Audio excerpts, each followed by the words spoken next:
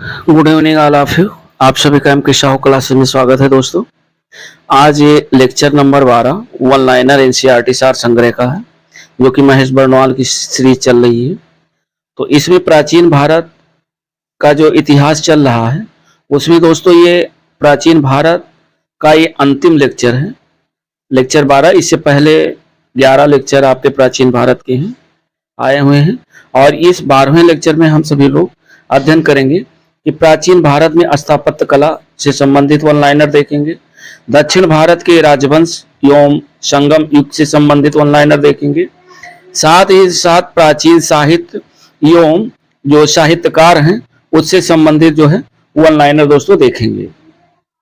तो ये वीडियो बहुत ही इम्पोर्टेंट है, क्योंकि यहाँ से क्वेश्चन आपके हर एग्जाम में देखने को मिलते हैं, चाहे वो आपका ROAR हो या UPP हो या UPPCS हो, कोई भी एग्जाम हो, लगभग में 2 से 3 क्वेश्चन आपको यहाँ से देखने को मिलेंगे। तो वीडियो को दोस्तों ज़्यादा से ज़्यादा मित्रों में शेयर करें, और जो है शेयर करने के साथ वीडियो को लाइक और सब्सक्राइब भी जरूर करें। तो वीडियो को देर ना करते हुए वीडियो को शुरू करते हैं। और चूंकि वीडियो ये प्राचीन इतिहास का ये लास्ट लेक्चर है, और दोस्तों ये बहुत ही इम्पोर्टेंट है, तो देर ना करते हुए वीडियो को शुरू करते हैं। और इसमें हम लोग पॉइंट वाइज देखते हैं। पहला पॉइंट ये कह रहा है कि खजुराहो का जो मातंगेश्वर जो मंदिर है, मातंगेश्वर मंदिर, ये कह रहा है कि किस देवता को समर्पित है। तो खजुराहो का जो मातंगेश्वर मंदिर है वो दोस्तों शिव देवता को समर्पित है।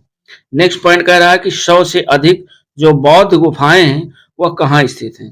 तो 100 से अधिक जो बौद्ध गुफाएं हैं वह कन्हेरी में स्थित हैं, और कन्हेरी दोस्तों कहाँ पड़ता है, ये महाराष्ट्र में पड़ता है। यहाँ 100 से अधिक बौद्ध गुफाएं स्थित हैं। नेक्स्ट है, कह रहा है कि पालीताड़ा मंदिर ये किस नगर में अवस्थित है। तो पालीताड़ा मंदिर जो है ये भावनगर में स्थित है। और नेक्स्ट पॉइंट कह रहा है कि तिरमूर्ति के नाम से कौन सी गुफा विख्यात है। तो ये दोस्तों एलिफेंटा की जो गुफाएं हैं ये तिरमूर्ति के नाम से विख्यात हैं। वेरी वेरी इंपॉर्टेंट है, ध्यान रखिएगा। और आगे कह रहा है कि खजुराहो के मंदिर हिंदू जैन यानी हिंदू एवं जैन धर्म से संबंधित हैं। जो भी खजुराहो के मंदिर हैं वहाँ हिंदू और जैन दोनों धर्मों से संबंधित मंदिरें बनी हुई हैं। और इनका जो निर्माण है वो चंदेल शासकों के द्वारा किया गया था। 950 से 1050 ईस्वी के बीच करवाया गया था। तो खजुराहो का जो मंदिर है ये दोस्तों बहुत इंपॉर्टेंट है, जहाँ हिंदू और जैन दोनों धर्मों से संबंधित जो है मंदिर हैं। और ये किस शासक के द्वारा करवाया गया था, चंदेल शासकों के द्वारा 950 से 1050 ईस्वी में करवाया गया था। नेक्स्ट पॉइंट कह रहा है कि एलोरा दोस्तों बहुत बार पूछा गया है।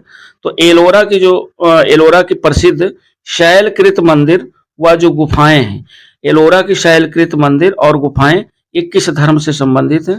तो जो एलोरा की शैलकृत मंदिर है वो दोस्तों हिंदू, बौद्ध और जैन यानी ये तीनों धर्मों से संबंधित जो है गुफाएं हैं और मंदिर हैं। तो ये ध्यान रखिएगा कि एलोरा की जो गुफाएं हैं वहाँ हिंदू, बौद्ध और जैन तीनों धर्मों से संबंधित है।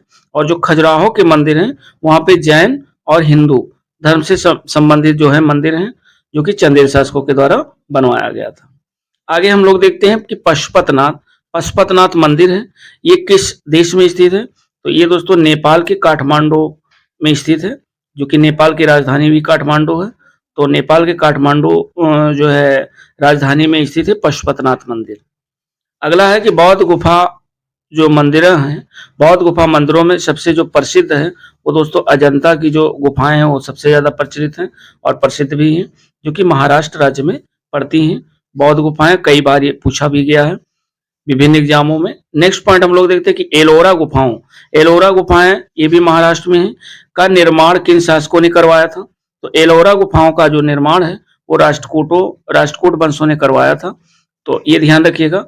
और जो एलोरा की गुफाएं हैं, एलोरा के जो प्रसिद्ध शैल के जो मंदिर और गुफाएं हैं वो दोस्तों हिंदू और बौद्ध जैन तीनों धर्मों से संबंधित है।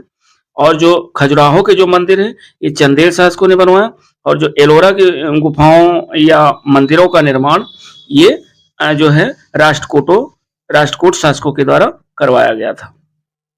नेक्स्ट पॉइंट कह रहा है कि प्रसिद्ध जो नैमिषारण्य है, तो नैमिषारण्य ये तीर्थ स्थल है, ये किस जनपद में है? तो ये दोस्तों सीतापुर जिले में है, जो कि उत्तर प्रदेश राज्य में पड़ता है।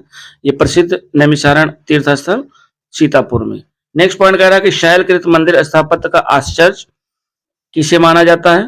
तो शैलकृत मंदिर स्थापत्य का जो आश्चर्य है वो कैलाश मंदिर को माना जाता है, जो कि एलोरा में है। अगला पॉइंट कह रहा है कि एलिफेंटा के शैलकृत मंदिरों को स्थापित करने का जो श्रेय है वह राष्ट्रकूट शासकों को दिया जाता है। यहाँ की जो गुफाएं हैं वो दोस्तों शैव धर्म से संबंधित हैं। शैव अर्थात शिव देवता को समर्पित है।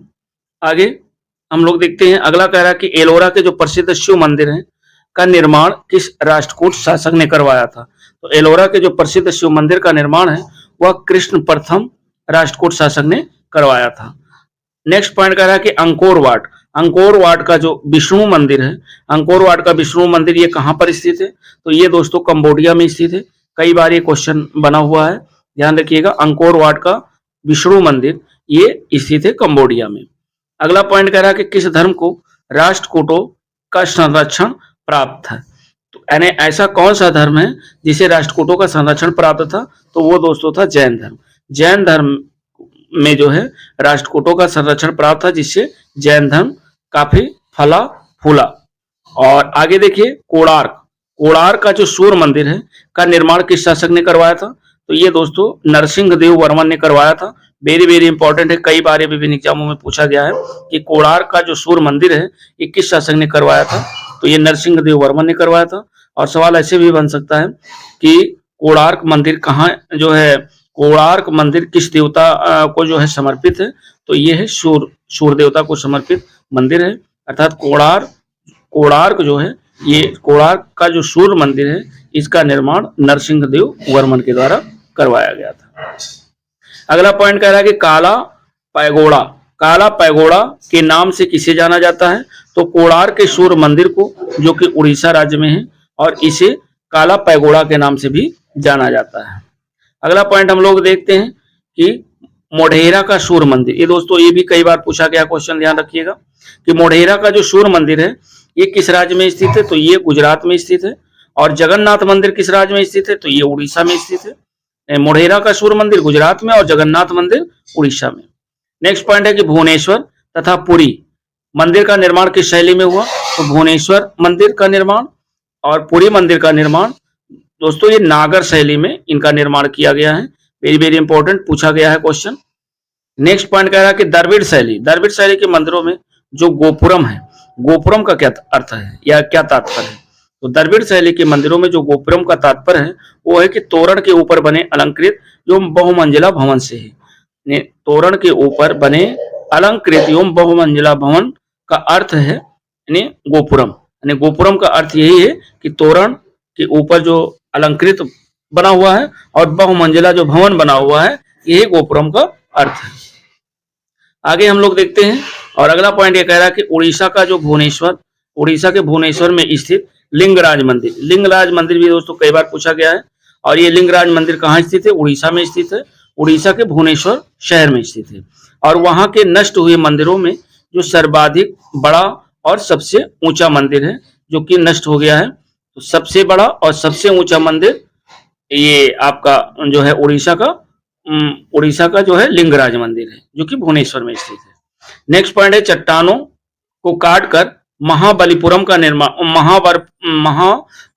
मंदिर किन शासकों के द्वारा बनवाया गया? तो ये पल्लव शासक के द्वारा बनवाया गया था। चट्टान को काटकर एक मंदिर बनाया गया और उस मंदिर का नाम है महाबलीपुरम मंदिर, जो कि पल्लव शासक के द्वारा बनवाया गया। नेक्स्ट पॉइंट कह रहा है कि प्राचीन नगर जो है तक्षशिला एक प्राचीन नगर है। ये कह रहा है कि किन दो नदियों के मध्य स्थित है? तो तक्षशिला दोस्तों ये सिंधु और झेलम नदी के जो है मध्य स्थित है, और ये एक प्राचीन नगर है जो कि दो नदियों के मध्य स्थित है। नेक्स्ट पॉइंट कह रहा है कि ऐतिहासिक जो दिगंबर जैन तीर्थ स्थल है, ऐतिहासिक दिगंबर जैन तीर्थ स्थल सोनगिरी पूछ रहा है कहां पर स्थित है? तो सोनगिरी दोस्तों ये मध्य प्रदेश में स्थित है। नेक्स्ट पॉइंट हम लोग देखते हैं, और अगला पॉइंट ये कह रहा है कि प्रसिद्ध विरूपाक्ष मंदिर। विरूपाक्ष मंदिर ये कहाँ अवस्थित है? तो विरूपाक्ष मंदिर दोस्तों ये हम्पी में स्थित है, और हम्पी कहाँ है? कर्नाटक में है। वेरी वेरी इंपॉर्टेंट है, कई बार ये विभिन्न एग्जाम में देखने को मिला है, ध्यान रखिएगा। विरूपाक्ष मंदिर कहाँ स्थित है? हम्पी में, और हम्पी कहाँ है? कर्नाटक में। अगला पॉइंट कह रहा है कि आदि शंकराचार्य ने ज्योतिर्मठ, ज्योतिर्मठ जो कि उत्तराखंड में है, शारदा मठ ये आपका द्वारका में है, गोवर्धन मठ जो कि पुरी उड़ीसा में है, एवं वेदांत मठ ये श्रृंगेरी की जो है स्थापना की गई। ये किसके द्वारा की गई? शंकराचार्य के द्वारा 4 मठों की स्थापना की गई। तो ये ध्यान रखिएगा, यहां से क्वेश्चन बनते ही, इंपॉर्टेंट है। अगला पॉइंट कह रहा है कि भारत के सांस्कृतिक इतिहास के संदर्भ में जो पंचायतन शब्द किसे निर्दिष्ट करता है? तो पंचायतन जो शब्द है वो मंदिर रचना शैली को निरूपित करता है। आगे हम लोग देखते हैं कि गंगैकोंडचोलपुरम के जो मंदिर हैं का निर्माण किस शासक ने करवाया था? तो गंगैकोंडचोलपुरम मंदिर का निर्माण राजेंद्र चोल के द्वारा करवाया गया था। नेक्स्ट पॉइंट है कि राजा चोल द्वारा निर्मित बृहदेश्वर मंदिर ये किस शैली का उदाहरण है? तो जो बृहदेश्वर मंदिर बनाया गया ये दोस्तों द्रविड़ शैली में बनाया गया, और किसके द्वारा? राजा चोल के द्वारा बृहदेश्वर मंदिर का निर्माण द्रविड़ शैली में करवाया गया। नेक्स्ट पॉइंट कह रहा है कि बोरोबुदूर का जो प्रख्यात स्तूप है वह कहाँ स्थित है? तो ये स्थित है इंडोनेशिया के जावा द्वीप में स्थित है। ये दोस्तों कई बार पूछा गया, ध्यान रखिएगा। इंडोनेशिया के जावा द्वीप पर स्थित है बोरोबुदूर का प्रख्यात स्तूप। आगे हम लोग देखते हैं कि मंदिर स्थापत्य कला से संबंधित हम लोग ये देखते हैं कि मंदिर और उसकी स्थिति कहाँ है। तो एरण का जो विष्णु मंदिर है ये एरण जो कि सागर जिला मध्य प्रदेश में स्थित है। भूमरा का शिव मंदिर ये भूमरा सतना जिला मध्य प्रदेश में स्थित है। शिरपुर का लक्ष्मण मंदिर ये शिरपुर रायपुर जिला छत्तीसगढ़ में स्थित है। तिगवा का विष्णु मंदिर ये तिगवा जो कि जबलपुर मध्य प्रदेश में स्थित है। नचना कुठार का जो पार्वती मंदिर है ये नचना कुठार पन्ना मध्य प्रदेश में स्थित है। भीतरगांव का कृष्ण मंदिर ये भीतरगांव कानपुर जिला उत्तर प्रदेश में स्थित है। आगे हम लोग देखते हैं, इसमें कह रहा है कि पिपरिया का विष्णु मंदिर ये पिपरिया में सतना जिला मध्य प्रदेश में स्थित है। देवगढ़ का दशावतार मंदिर ये दोस्तों कई बार पूछा गया है, जो कि देवगढ़ ललितपुर जिला उत्तर प्रदेश में स्थित है। वेरी वेरी इंपॉर्टेंट है, ध्यान रखिएगा। यहां से क्वेश्चन आपके मैचिंग वन लाइनर और कोट वाले भी क्वेश्चन बनते हैं। आगे हम लोग देखते हैं कि चालुक्य, अगला जो पॉइंट है कह रहा है कि चालुक्य वंश का सबसे महान जो शासक है वो किसे माना गया है? तो चालुक्य वंश का सबसे महान शासक पुलकेशिन द्वितीय को माना गया है। ये भी क्वेश्चन पूछा गया है, ध्यान रखिएगा। नेक्स्ट पॉइंट कह रहा है कि दक्षिण भारत का कौन सा राजवंश अपने नौसैनिक शक्ति के लिए प्रसिद्ध है? ये है चोल वंश जो दोस्तों है वह अपने नौसैनिक शक्ति के लिए प्रसिद्ध है, जो कि दक्षिण भारत का राजवंश है। वेरी वेरी इंपॉर्टेंट है पॉइंट, ध्यान रखिएगा। आगे पूछ रहा है कि मामल्लपुरम में रथ स्मारकों का निर्माण किस वंश के शासकों ने करवाया था? तो मामल्लपुरम में रथ स्मारक का निर्माण ये पल्लव वंश के शासकों ने करवाया था। नेक्स्ट पॉइंट हम लोग देखते हैं। अगला पॉइंट ये कह रहा है कि महाबलीपुरम के रथ मंदिरों का निर्माण किसने करवाया? तो महाबलीपुरम के रथ मंदिर का निर्माण नरसिंह वर्मन प्रथम ने करवाया था। नेक्स्ट पॉइंट है कि पांड्यराज किस वस्त्र के उत्पादन के लिए प्रसिद्ध था? तो पांड्यराज जो है ये मोतियों के उत्पादन के लिए प्रसिद्ध था। ये पांड्यराज जो था ये मोतियों के उत्पादन के लिए विशेष रूप से प्रसिद्ध था। नेक्स्ट पॉइंट कह रहा है कि चोल काल में निर्मित नटराज की जो कांस्य प्रतिमा है, चोल काल में बनाया गया नटराज की कांस्य प्रतिमा की जो देवाकृति वो किस आकार की है? तो ये दोस्तों चतुर्भुज आकार की है। इंपॉर्टेंट है, पूछा गया है। और अगला पॉइंट है कि दोस्तों सारे पॉइंट इंपॉर्टेंट है, यहाँ से क्वेश्चन किसी भी रूप में मिल सकता है, चाहे आपका वन लाइनर हो या, और चूंकि ये एनसीईआरटी वन लाइनर है तो यहाँ से आपके वन लाइनर भी क्वेश्चन बन सकते हैं, मैचिंग वाले भी क्वेश्चन बन सकते हैं, कोट वाले भी प्रश्न बनते हैं। नेक्स्ट पॉइंट कह रहा है कि दक्षिण भारत में जो चोल काल के स्थापत्य में विश्व की श्रेष्ठतम प्रतिमा जो कि नटराज की प्रसिद्ध कांस्य मूर्ति को माना जाता है।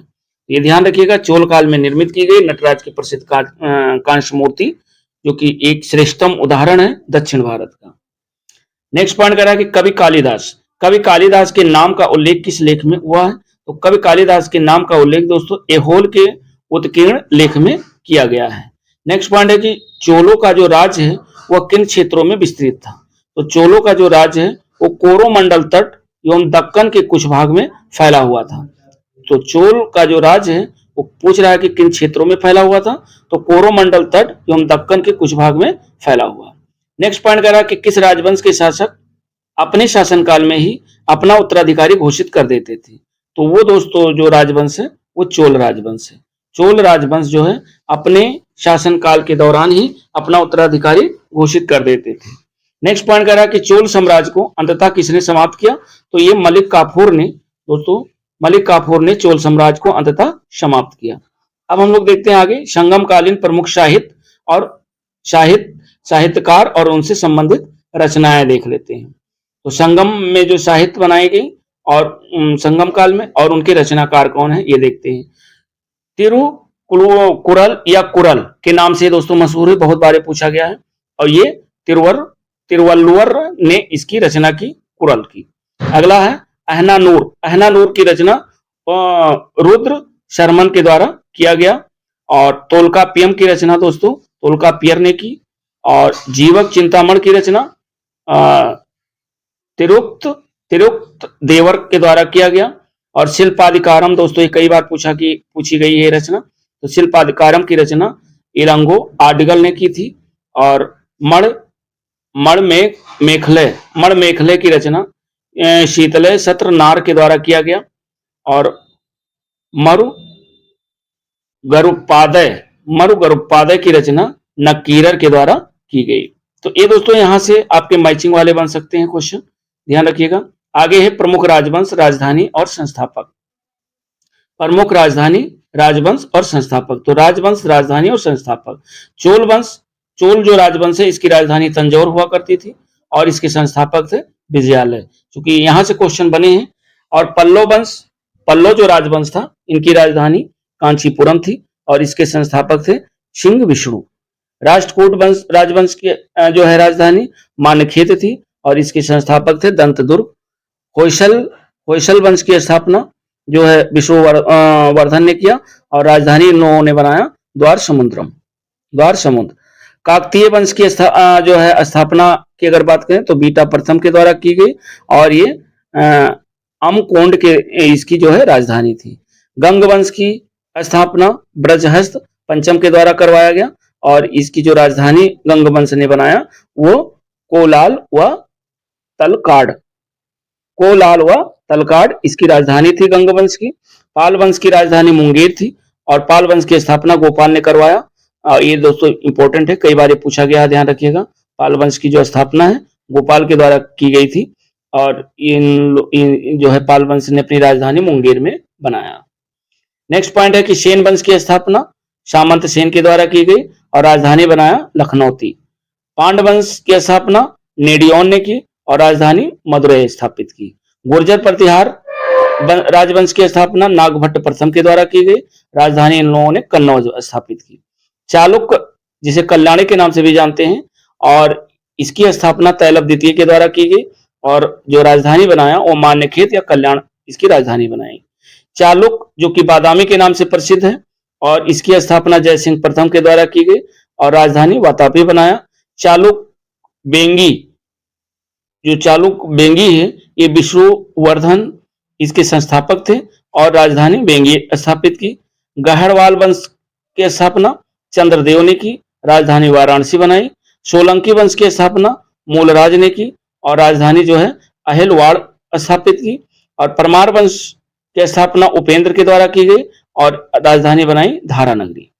तो ये दोस्तों यहां से क्वेश्चन आपके मैचिंग वाले बनते हैं, तो ये ध्यान रखिएगा। अगला है कलचुरी वंश की स्थापना कोक्कल ने की और राजधानी त्रिपुरी बनाई। चौहान वंश की स्थापना वासुदेव के द्वारा की गई, राजधानी अजमेर या अहिछत्रक स्थापित की गई। चंदेल वंश की स्थापना नन्नुक के द्वारा की गई, ये दोस्तों कई बार पूछा गया, ध्यान रखिएगा। चंदेल वंश की स्थापना किसके द्वारा की गई? नन्नुक के द्वारा और राजधानी जो है खजुराहो या महोबा स्थापित की। आगे हम लोग देखते हैं मीनाक्षी मंदिर। ये भी दोस्तों कई बार पूछा गया, कह रहा कहाँ स्थित है, तो मीनाक्षी मंदिर जो है मदुरै में स्थित है। नेक्स्ट पॉइंट है कि चोलों के अधीन ग्राम प्रशासन जो होता था, ग्राम प्रशासन के बहुत से आलेख किन शिलालेखों में प्राप्त होते हैं, तो ये उत्तर मेरूर से प्राप्त होते हैं। नेक्स्ट पॉइंट है, कह रहा कि किसके कार्यकाल में चीन में 72 व्यापारी भेजे गए थे, यानी किस शासक का कार्यकाल था जब 72 व्यापारी भारत से चीन भेजे गए। तो वो दोस्तों उस समय जो शासन था वो कुलोतुंग प्रथम का शासन था, जिस समय भारत से 72 व्यापारी चीन को भेजे गए थे।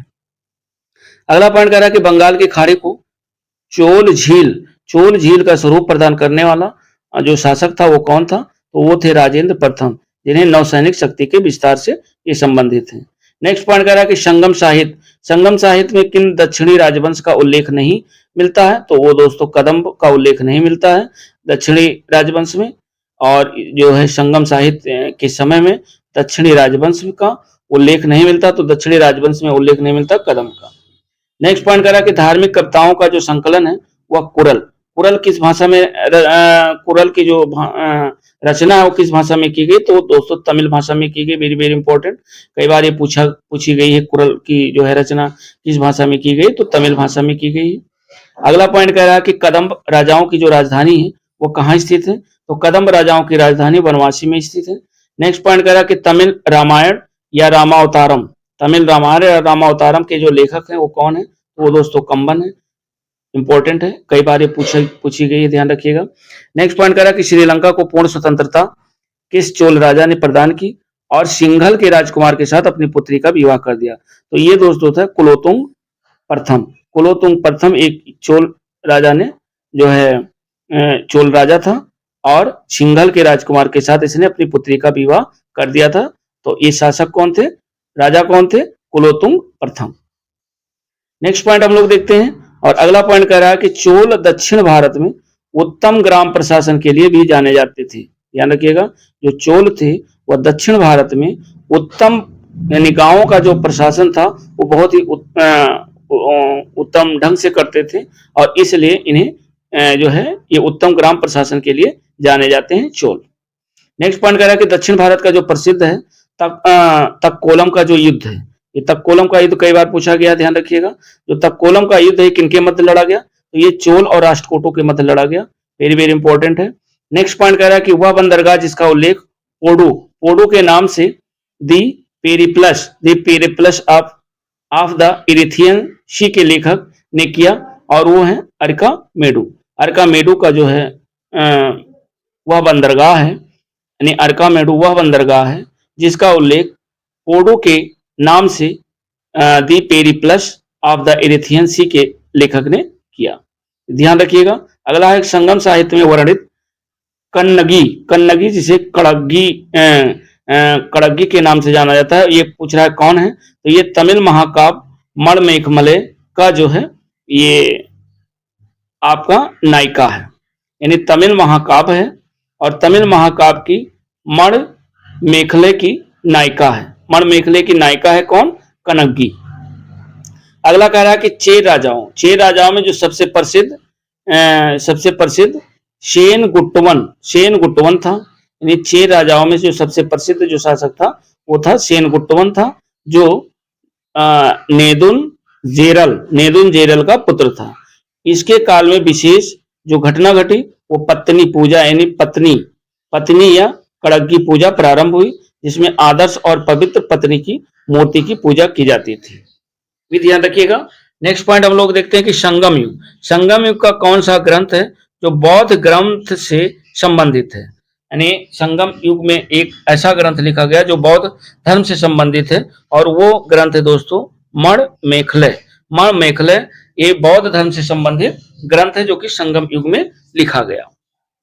आगे हम लोग देखते हैं, अगला पॉइंट कह रहा है कि दक्षिण भारत के किस वंश के राजा ने 26 ईस्वी पूर्व में रोम में एक दूत भेजा था, तो वो भेजा था पांड ने।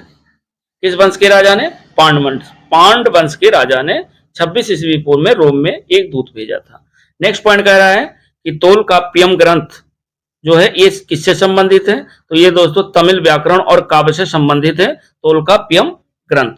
नेक्स्ट पॉइंट कह रहा है कि तोलकाप्पियम जो संगम तमिलों का प्राचीनतम जो है उपलब्ध ग्रंथ है। सबसे प्राचीन उपलब्ध ग्रंथों में तोलकाप्पियम जो है संगम तमिल ग्रंथ है, जो कि ये व्याकरण और काव्य पर आधारित है। नेक्स्ट पॉइंट कह रहा है कि किस नदी को पांड राजा की जीवन रेखा कहा जाता है? तो वो नदी है दोस्तों बेंगी। बेंगी नदी को पांड राज की जीवन रेखा कहा जाता है। नेक्स्ट पॉइंट कह रहा है कि कन्नड़ साहित्य के तीन रत्न है।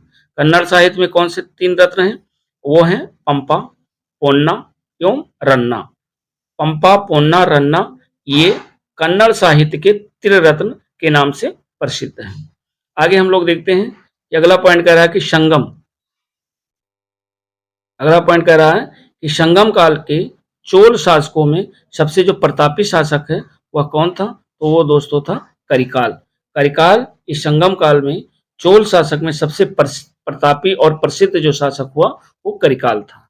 नेक्स्ट पॉइंट कह रहा है कि महाभारत के सर्वप्रथम तमिल अनुवादक कौन थे? तो महाभारत के सर्वप्रथम जो तमिल अनुवादक थे वो पेरुनदेव नार थे।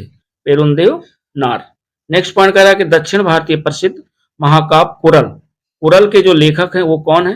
तो कुरल के लेखक तिरुवल्लुवर हैं। ध्यान रखिएगा, कई बार पूछा गया है कि इसके लेखक कौन है। तो कुरल के जो लेखक हैं वो तिरुवल्लुवर हैं, जो कि दक्षिण भारत का प्रसिद्ध महाकाव्य है।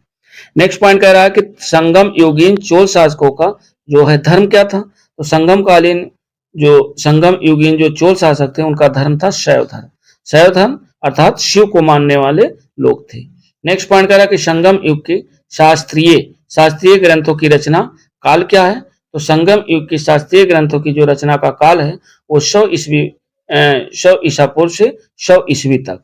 ध्यान रखिएगा, 100 ईसा पूर्व से 100 ईस्वी तक का जो कार्यकाल है वह संगम युग की शास्त्रीय ग्रंथों की रचना उसी समय लिखी गई।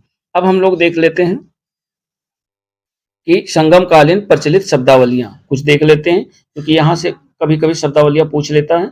तो वरियम जो शब्दावली है ये क्षेत्र की उपज की दृष्टि से लिया जाने वाला कर है, जो कि वरियम अर्थात वरियम वसूलने वाला एक अधिकारी होता है। कराई क्या है?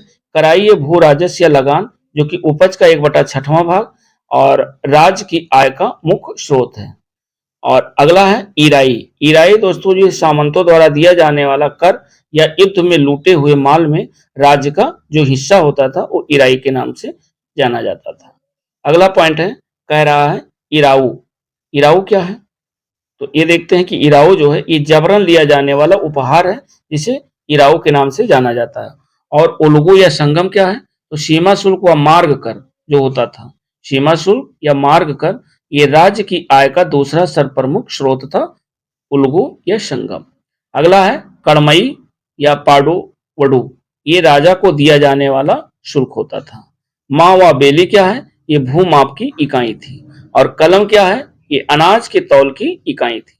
कलम लिखने वाले कलम मत समझ लेना, क्योंकि ये अनाज के तौल की एक इकाई को कलम का नाम दिया गया है। ये उस समय का है, कब? संगम कालीन प्रचलित शब्दावलियां। नेक्स्ट पॉइंट हम लोग देखते हैं कि संगम कालीन साहित्य में राजा के लिए कौन को योम मन्नन शब्द जो है प्रयुक्त होते थे। यानी राजा के लिए कौन को या मन्नन शब्द का प्रयोग किया जाता था, कब? संगम कालीन साहित्य में। नेक्स्ट पॉइंट कह रहा है कि संगम ग्रंथों में उल्लिखित मुर्गन किस देवता से जो है शाम रखते थे? तो मुर्गन रखते थे स्कंद से। स्कंद का अन्य नाम भी है कार्तिकेय, कुमार या सुब्रमण्यम। आगे हम लोग देखते हैं कि अगला है, कह रहा है कि प्राचीन तमिल देश में उपजाऊ कृषि भूभाग को, जो उपजाऊ कृषि भूभाग होता था उसको क्या कहा जाता था? तो तमिल देश में अर्थात प्राचीन तमिल देश में उपजाऊ कृषि भूभाग को मरुदम के नाम से जाना जाता था। ये नए वर्ड हैं, ध्यान रखिएगा। और अगला पॉइंट हम लोग देखते हैं कि संगम युग में चोल राज्य की जो राजधानी थी वो उरैयूर थी। उरैयूर से फुहार हस्तांतरित करने का जो श्रेय किसे दिया जाता है? तो ये दोस्तों करिकाल को दिया जाता है। अगला पॉइंट कह रहा है कि संगम काल में सर्वाधिक प्रचलित जो व्यवसाय था वो क्या था? तो संगम काल में सबसे ज्यादा प्रचलित जो व्यवसाय था वो दोस्तों था वस्त्र उद्योग। नेक्स्ट है कि तमिल साहित्य में यूनानी रोम व्यापारियों को, तमिल साहित्य में यूनानी रोम व्यापारियों को क्या कहा जाता था? तो यूनानी रोम व्यापारियों को यवन के नाम से जाना जाता था, ये तमिल साहित्य में। अगला है कि संगम युग में उरैयूर कपास तथा सूती वस्त्रों के व्यापार के लिए विख्यात था। कौन? संगम युग। नेक्स्ट पॉइंट हम लोग देखते हैं, और अगला पॉइंट कह रहा है कि किस संगम युगीन शासक द्वारा पत्तिन पाले के रचयिता रुद्रक कन्नार को 16 लाख स्वर्ण मुद्राएं प्रदान की गई थी? तो एक की गई थी करिकाल को। अगला पॉइंट कह रहा है कि वह संगम कालीन तमिल साहित्य जिसमें भक्त प्रहलाद का वर्णन प्राप्त होता है, तो ये प्राप्त होता है दोस्तों परिपादल में। परिपादल ये एक संगम कालीन तमिल साहित्य है जिसमें भक्त प्रहलाद का वर्णन प्राप्त होता है। नेक्स्ट पॉइंट कह रहा है कि किस पांड्य शासक ने समुद्र पूजा आरंभ करवाई थी? तो नेडियोन के द्वारा समुद्र पूजा प्रारंभ करवाई गई थी। इंपॉर्टेंट है पॉइंट, ध्यान रखिएगा। आगे हम लोग देखते हैं कि हिंदू विधि की एक प्रसिद्ध पुस्तक है दाय भाग के रचयिता कौन है? तो ये है जीमूत वाहन दोस्तों इंपॉर्टेंट है। ये दाय भाग की रचना इन्होंने जीमूत वाहन ने के द्वारा की गई थी। नेक्स्ट पॉइंट कह रहा कि मेरुतुंग के द्वारा रचित प्रबंध चिंतामणि में किन शासकों का वर्णन किया गया है? तो मेरुतुंग द्वारा रचित जो प्रबंध चिंतामणि है इसमें गुजरात के शासकों का वर्णन किया गया है। Next point very very important, कह रहा आर्यभट्ट कौन थे? तो ये भारतीय गणितज्ञ एवं खगोल शास्त्री थे। बहुत बार ये क्वेश्चन विभिन्न एग्जामों में देखने को मिला हुआ है। आगे हम लोग पॉइंट देखते हैं, और अगला पॉइंट कह रहा है कि बंगाल के शासक रामपाल थे। बंगाल के शासक कौन थे? रामपाल की जीवन कथा जो थी वो रामचरित के रचयिता कौन थे? तो ये रचयिता थे संध्याकर नंदी के द्वारा, जो कि बंगाल के शासक रामपाल की जीवन कथा रामचरित के रचयिता यानी रामचरित के जो रचनाकार हैं वो संध्याकर नंदी के द्वारा लिखा गया। नेक्स्ट पॉइंट कह रहा है कि कल्हड़ द्वारा रचित राजतरंगिणी, जो कि वेरी वेरी इंपॉर्टेंट है, और इसके रचनाकार हैं कल्हड़ ने राजतरंगिणी लिखा, और कह रहा है वो किसने आगे बढ़ाया? तो ये जोन राज एवं श्रीवर के द्वारा राजतरंगिणी को आगे बढ़ाया गया। नेक्स्ट पॉइंट कह रहा है कि पंचतंत्र मूल रूप से किसके द्वारा लिखी गई? तो पंचतंत्र जो है मूल रूप से पंडित विष्णु शर्मा के द्वारा लिखी गई। वेरी वेरी इंपॉर्टेंट, कई बार ये जो है पंचतंत्र विभिन्न एग्जामों में देखने को मिला हुआ है, यहाँ से क्वेश्चन बना है। आगे हम लोग देखते हैं पंचतंत्र के बारे में और कुछ। कह रहा है कि पंचतंत्र भारत की सर्वाधिक बार अनुवादित साहित्यिक पुस्तक मानी जाती है, यानी सबसे अधिक बार पंचतंत्र जो विष्णु शर्मा के द्वारा लिखी गई, ये भारत की सबसे सर्वाधिक बार अनुवादित विभिन्न भाषाओं में अनुवाद की जाने वाली साहित्यिक पुस्तक मानी जाती है। मूलतः संस्कृत में रचित की गई, यानी इसकी जो रचना है मूलतः संस्कृत में की गई थी। इस पुस्तक का 15 भारतीय भाषाओं में 40 विदेशी भाषाओं में अनुवाद हुआ है। ध्यान रखिएगा, 15 भारतीय भाषाओं में और 40 विदेशी भाषाओं में पंचतंत्र का जो है अनुवाद किया गया है। और मुगल काल में इसका फारसी जो अनुवाद है वो अनवारे सुहौली शीर्षक के रूप में किया गया था। अगली जो रचना अष्टाध्यायी दोस्तों, ये भी कई बार पूछी गई है रचना, ध्यान रखिएगा, वेरी वेरी इंपॉर्टेंट, और इसके जो रचयिता हैं वो पाणिनि है। नेक्स्ट है चरक संहिता नामक पुस्तक किस विषय से संबंधित है? ये दोस्तों चिकित्सा से संबंधित है। ये जितनी भी पुस्तक हैं इंपॉर्टेंट है, यहाँ से क्वेश्चन जो है हर साल आपको हर एग्जाम में देखने को मिलते हैं। अगला पॉइंट करा कि पृथ्वीराज रासो के रचयिता कौन है? तो पृथ्वीराज रासो के रचयिता चंद्रबरदाई, ये भी रचना कई बार पूछी गई है। और दास कुमार चरितम के लेखक कौन थे? ये थे दंडी। नेक्स्ट पॉइंट है कि गणित की जो पुस्तक है लीलावती के लेखक कौन थे? ये थे लीलावती पुस्तक के लेखक जो है भास्कराचार्य के द्वारा गणित की पुस्तक लीलावती लिखी गई। और अगला है गीत गोविंद के जो रचयिता हैं वो दोस्तों जयदेव हैं, ये भी इंपॉर्टेंट है, कई बार विभिन्न एग्जामों में देखने को मिला है यहाँ से क्वेश्चन। और इसकी सभा को सुशोभित करते थे, यानी गीत गोविंद के रचनाकार जयदेव हैं। और जयदेव किसकी सभा को जो है सुशोभित करते थे? तो लक्ष्मण सेन के शासनकाल में ये जयदेव थे जिन्होंने गीत गोविंद की रचना की। नेक्स्ट पॉइंट कह रहा है कि मिलिंद पन्हो किस भाषा का ग्रंथ है? ये दोस्तों पाली ग्रंथ का जो है भाषा का ग्रंथ है। कौन? मिलिंद पन्हो। अगला कह रहा है कि नागानंद, रत्नावली और प्रियदर्शिका। ये दोस्तों कई बार ये भी पूछा गया है, और ये रचना, इसके जो रचयिता हैं वो हर्षवर्धन के द्वारा ये तीनों रचनाएं की गई हैं। नागानंद, रत्नावली, प्रियदर्शिका की रचना हर्षवर्धन ने की थी। अगला कह रहा है कि शिल्पाधिकारम के लेखक कौन है, तो ये इलंगो है, ये भी बहुत बार पूछा गया है। और नेक्स्ट पॉइंट है, कह रहा है संस्कृत ग्रंथ, संस्कृत का जो ग्रंथ है पृथ्वीराज विजय, पृथ्वीराज विजय का जो लेखक है वो कौन है, तो ये इसके लेखक है जगन्नाथ। नेक्स्ट पॉइंट कह रहा है कि विश्वकोशीय ग्रंथ, विश्वकोशीय ग्रंथ किसे कहा जाता है, तो ये कहा जाता है बृहत संहिता को, बृहत संहिता को विश्वकोशीय ग्रंथ के नाम से जाना जाता है। नेक्स्ट पॉइंट हम लोग देखते हैं। अगला पॉइंट कह रहा है कि सौंदरानंद, सौंदरानंद किसकी रचना है, ये रचना है दोस्तों अश्वघोष की। नेक्स्ट पॉइंट है कि मनुस्मृति, मनुस्मृति मुख्यतः किससे संबंधित है, तो मनुस्मृति संबंधित है समाज व्यवस्था से। नेक्स्ट पॉइंट कह रहा है कि भारत का प्रथम वित्त निर्माता किसे माना जाता है, तो भारत का पहला वित्त निर्माता मनु को माना जाता है। यहां से भी दोस्तों इंपॉर्टेंट है, क्वेश्चन बने हैं।